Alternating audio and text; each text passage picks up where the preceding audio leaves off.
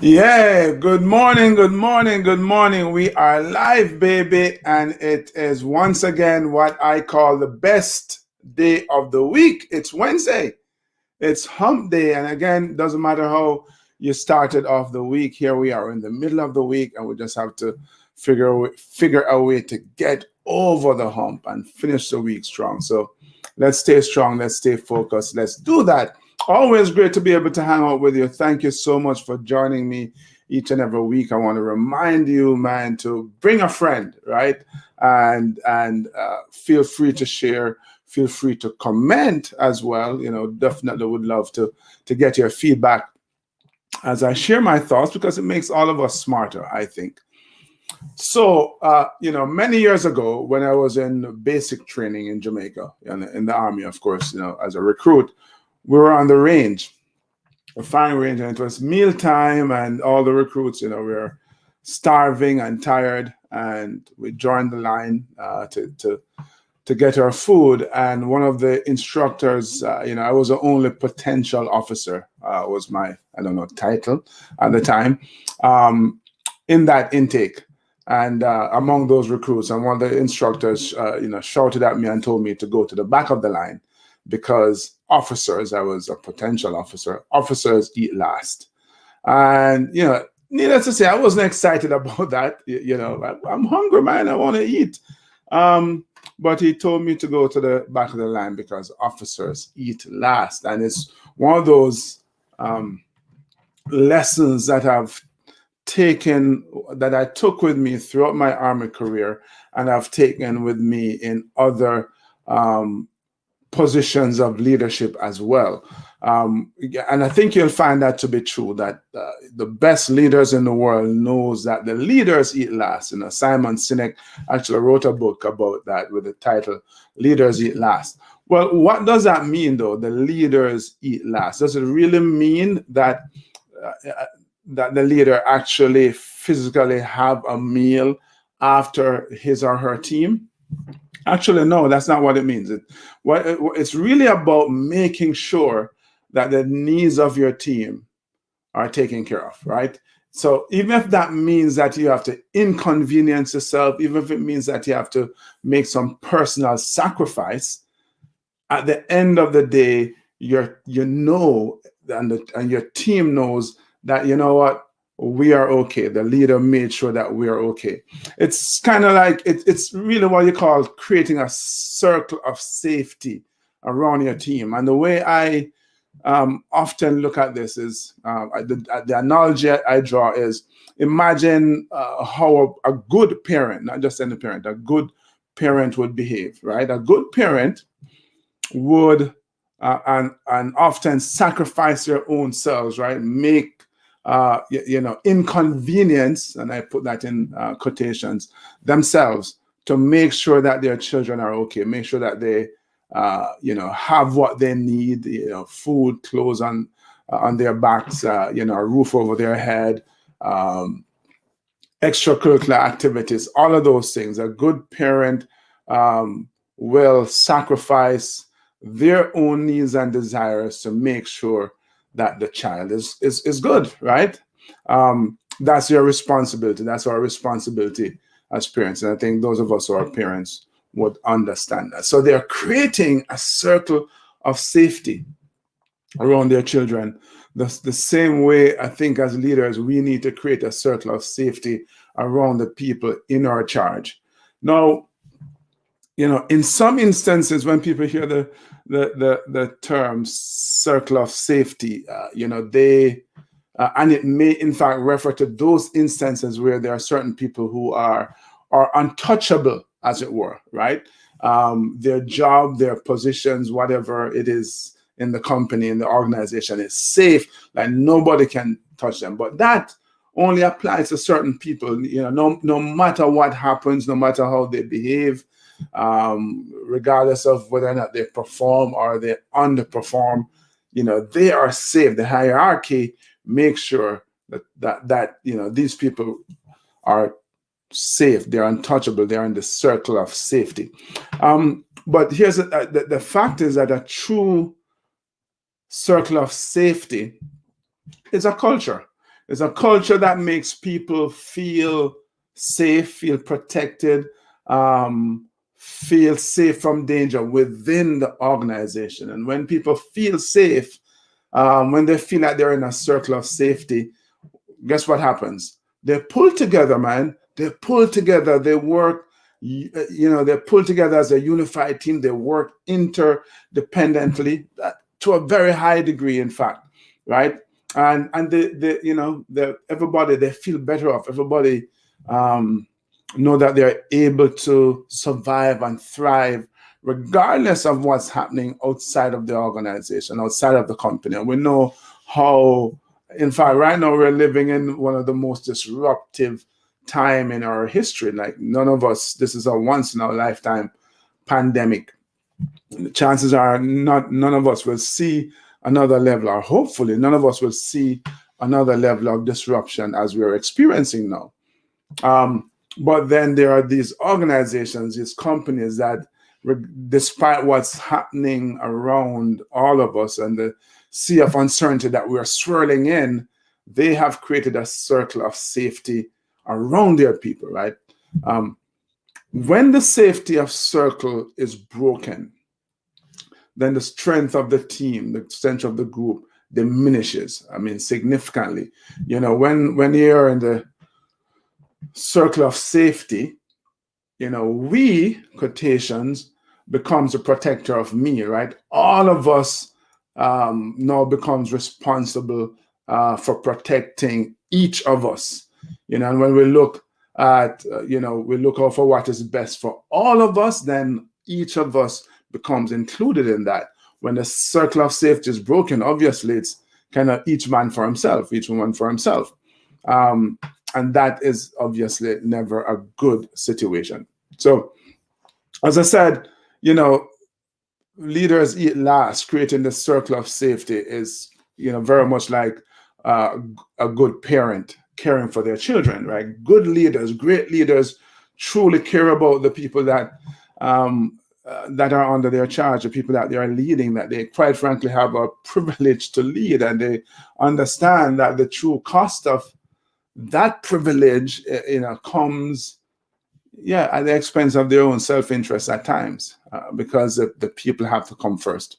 Unfortunately, though, most people embrace positions of leadership from the point of view, or from the power and the prestige that these positions offer, right? they fail to realize that leadership isn't really about the power of one, but the empowerment of the many. It's not about being in charge and knowing all and having all the answers, and being strong. Do we need strong leaders? Absolutely, but that's not the point here. There are these, and I've used a term before, what I call strong arm leaders as opposed to strong leaders. And that kind of posture means then that they're ignoring the real purpose of leadership, the real reason for them being in that position, and that's the people in their charge, right? And the best leaders know, all of us, every single leader really produces results through the people that are in their charge, right? Unfortunately, again, you don't have to look too hard. You don't have to look, too hard to find numerous examples of this, what I call strong arm leaders. These people who don't practice this idea of the leader eating last, right? What you see across the leadership landscape is a world that's dominated by self-serving leaders instead, right? They promote and they incentivize these kind of egocentric practices for short-term gain over the care of their people. And this is true across all fields of human endeavor: sports, politics, business, even in families as well. And that's unfortunate, because nobody then in those, well, not very, most people, because there are a few who do feel safe, as I said, right, the untouchables, but most people in those environments don't feel safe.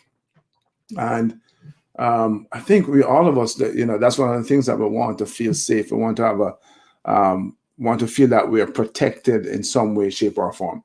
So let me share with you 3 ideas this morning on this idea of the eat leaders eat last, and how you can practice this philosophy, this idea. Let me get my banners up here. So the first thing is that the leader, as I said earlier, put others first, right? The leader put others first. Regardless of the size of your company, your enterprise, your team, the leader recognizes that he or she has to put the interest of the other people first, because that's how you're going to produce the results that you want, right? And we see so many examples of this, man. As we said earlier, we're living in this crazy pandemic. And even before the pandemic, you'll hear stories of companies, smaller companies, that are going through a rather challenging time, right? And if they continue operating the way they're operating, the company's going to go belly up. And what happens? The leader says, hey, I'm going to take a pay cut so as to give everybody a chance to keep their job. And as I said, when you're in the circle, if you feel safe, all of us now takes care of each of us. And so the people on the team and the company also take a pay cut. Each of them agree to take a pay cut so that each and every one of them can maintain or keep a job and continue to support their family in one way, one shape or another. So I just think that, again, kind of come from my army background, where I recognize and I'm trained to really put the needs and the interests of my men ahead of me.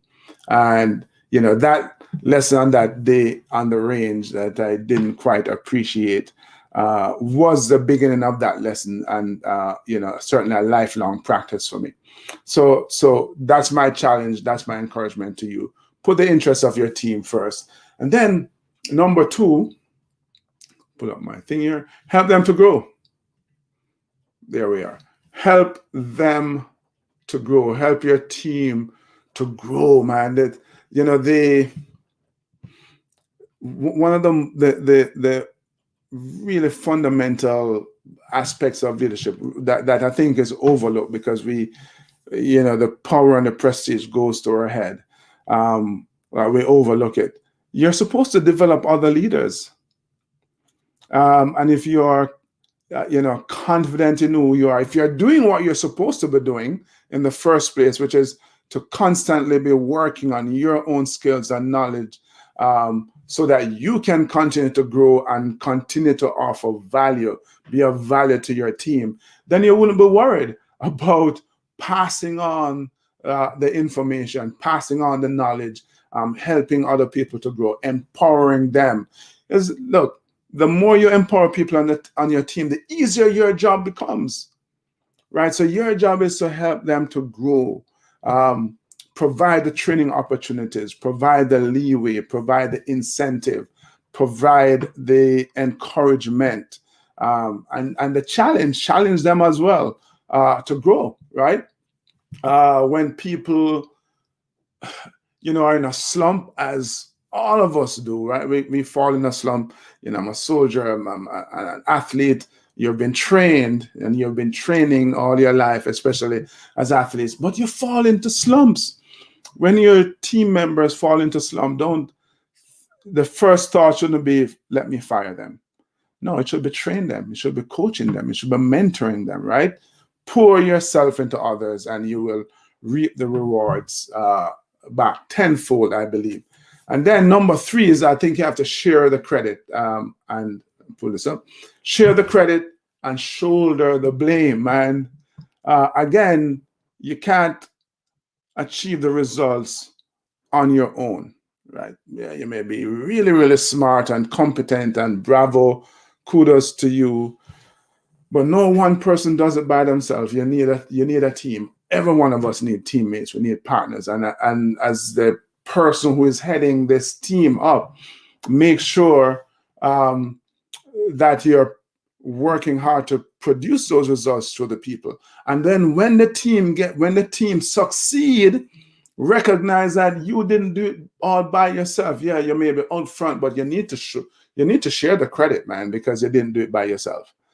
But then there are those times when the team failed to realize its goals, and that's not the time when you push the team out front and go, there they are, they're the ones who screwed up. No, the buck always stops with the leader.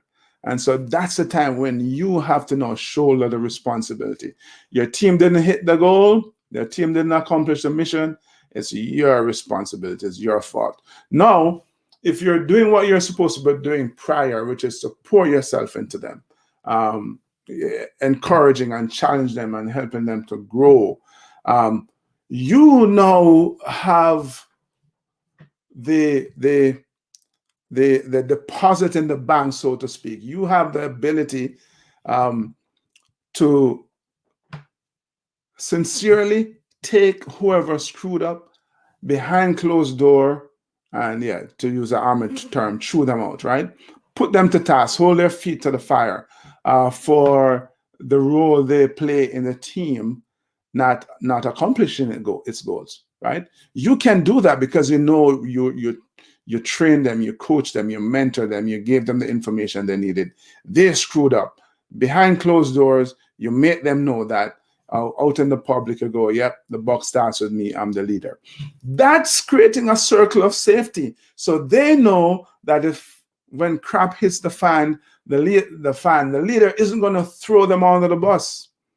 The leader's going to go, you know what, I will shoulder this. It's my fault. I will fix this. And then you go back in the conference room and you are in your office and you have the fireside chat with them to make sure that they know that this cannot happen again, right? It's the same thing we do with our kids, isn't it? And I'm not saying that the people on your job, on your teams are your children, or you certainly shouldn't be treating them as if they're kids, but I think you get the idea, right? It's the thinking, the philosophy behind protecting them, right? Creating the circle of safety, making them feel special, safe, protected, out of danger. When they feel that way, believe me, they will go to bat for you. They will go to hell and bat for you because they know you have their back. All right. So those are the thoughts. The leader eats last. In other words, he or she provides a safety, a circle around their team. Wanted to share that with you. Thank you so much for joining, as always. Feel free to share this with your friends if you found it valuable. I think you do. And looking forward to hanging out with you next week again. Same time, same place. Also want to encourage you, remind you to visit my podcast on YouTube, youtube.com/keep on pushing always. Always have some amazing guests sharing some incredible insights and some amazing experiences. So make sure you join us there, youtube.com/keep on pushing always. And until we connect next week, you know what you should do, what you should always do, and that is keep on pushing.